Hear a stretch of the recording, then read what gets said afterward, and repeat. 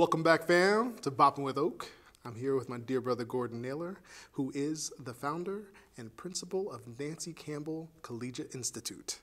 He works really heavily in education. He's really concerned with the way that we educate our children and really does his best to serve them well. So welcome, Gordon. Thank you. Thanks for joining me.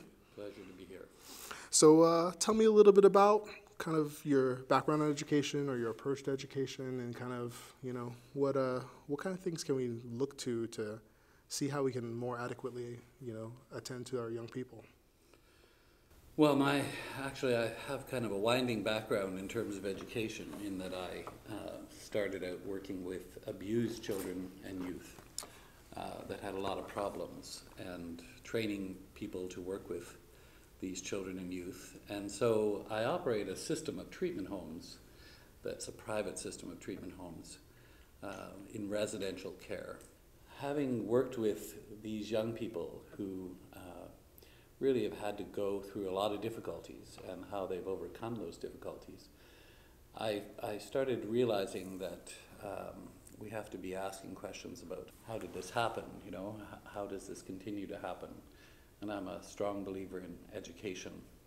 So I started thinking that we had to look at education in general, and then I ended up getting myself into the starting of Nancy Campbell, which is a private international high school. So then I guess I'm working at two ends of the continuum at the same time, but one is informing the other, and it helps me to learn a lot.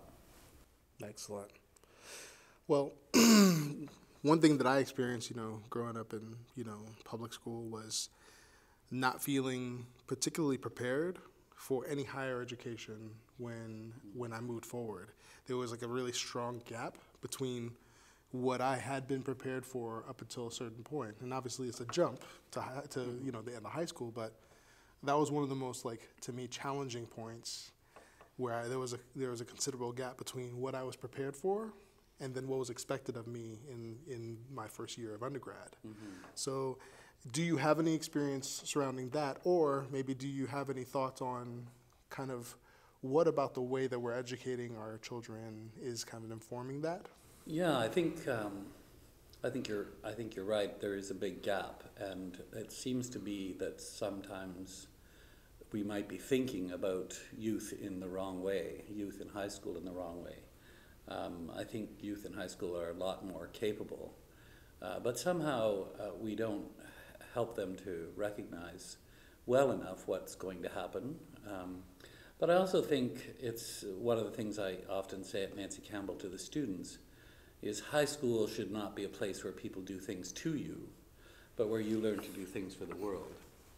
So I think when we start to do different things to be of service, and we start helping young people see that they can do valuable work, and they get out there in the community and start.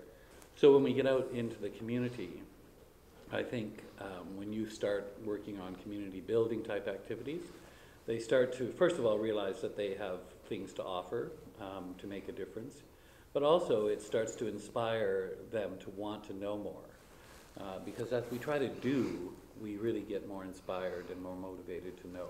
I don't think I knew that at the beginning when I started having students doing service in the community, but it became pretty evident that they could do a lot of service, and that would motivate them, and they could do quite a lot of work in a shorter period of time when they were motivated. And then, of course, some of that learning could be, would be more intense because they're applying it, they're thinking about its usefulness. I think there's a lot of young people not being able to connect with the meaning of why they're learning what they're learning and seeing its relevance. And I think doing service and having youth do other things as well helps to make them aware of who they could become and to start to aspire to some goals.